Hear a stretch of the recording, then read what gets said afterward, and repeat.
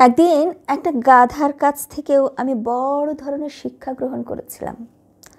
এক সন্ধ্যায় একটা গাধার পিঠে পালাক্রমে আমরা উঠেছিলাম। যখন আমার পালা এলো আমি লাফ দিয়ে ওটার পিঠে চড়ে বসলাম, কিন্তু আমি বসতেই সে লাফালাফি শুরু করলো। আমাকে কিছুতেই পিঠে রাখতে চাইল না। সে লাফ দিয়ে একটা কাটা ঝোপের মধ্যে দৌড় দিল। আমি পড়ে গেলাম। একটা কাঁটাযুক্ত ডালে আমার কপাল চিড়ে গেল। আহত হওয়ার চেয়ে তখন সম্মান সংকটই আমার কাছে বড় হয়ে দেখা দিল। পূবের দেশগুলোর মানুষের মতো আফ্রিকানদের সম্মানবোধ সাংঘাতিক প্রখর। চীনারা সম্মানকে অনেক সময় মুখ বলে থাকে। বন্ধুদের সামনে গাধাটা আমাকে পিঠ থেকে ফেলে দেওয়ায় আমার যেন আর মুখ থাকছিল না। হৃত সম্মান পুনরুদ্ধারের জন্য আমি বেপরোয়া গাধাটাকে বাগে আনার জন্য আবার তার পিঠে চড়ে বসলাম। দীর্ঘ সময় পর সে আমার বাধ্য হলো। ঠিক একইভাবে আমি ছোটবেলা থেকেই পরাজয় বিষয়টাকে কোনো দিনই মেনে নিতে পারিনি। আমার এই জীবনের দীর্ঘ ইতিহাসে আমি বহুভাবে অপমান না করেও আমার বিরোধীদের পরাজিত করেছি। আমরা যখন খেলতাম তখন সাধারণত ছেলেরাই তাতে অংশ নিত, তবে মাঝে মাঝে আমাদের বোনদেরও আমরা খেলতে নিতাম। ছেলে মেয়ে একসাথে হয়ে সবচেয়ে বেশি যে দুটি খেলা খেলতাম সে দুটি হলো এন্দাইজ অর্থাৎ লুকোচুরি এবং আইসকেওয়া অর্থাৎ দৌড়ঝাঁপ বিশেষ। কিন্তু মেয়েদের সাথে আমাদের খেলাধুলার মধ্যে আমার সবচেয়ে পছন্দের খেলা ছিল খেদা বা পছন্দের মানুষ খুঁজে বের করার খেলা।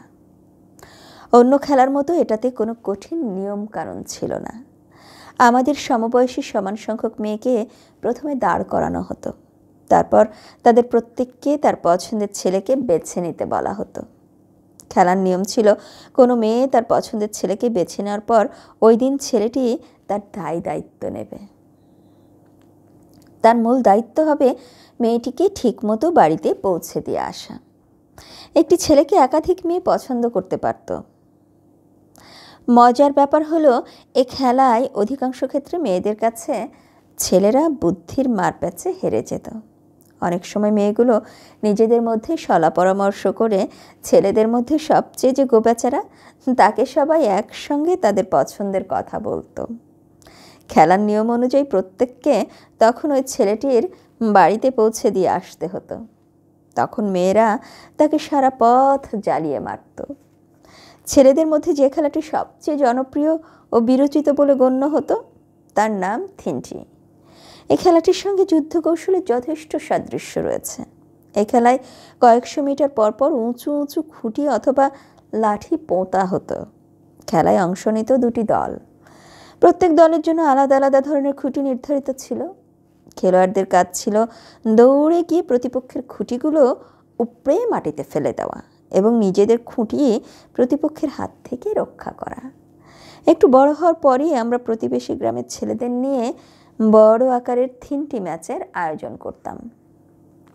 যারা এই খেলায় ভালো করত তাদের বিশেষ বিরচিত সম্মান দেওয়া হতো। লোকজন তাকে পালোয়ান হিসেবে বেশ খাতির যত্নও করত। সারাদিন খেলাধুলা দৌড়ঝাঁপের পর রাতে যখন মায়ের ক্রালে কুড়ে ফিরতাম তখন দেখতাম তিনি আমাদের রাতের খাবারের আয়োজন করছেন।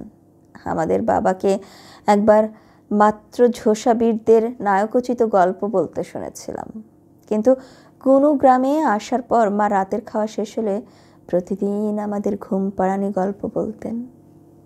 প্রজন্মের পর প্রজন্ম ধরে চলে আসা আফ্রিকান উপকথা শুনতাম মায়ের মুখ থেকে। এইসব গল্প আমার কল্পনা শক্তির বিস্তার ঘটিয়েছে। পাশাপাশি বহু নৈতিক শিক্ষাও পেয়েছি মায়ের এসব রূপকথা থেকে।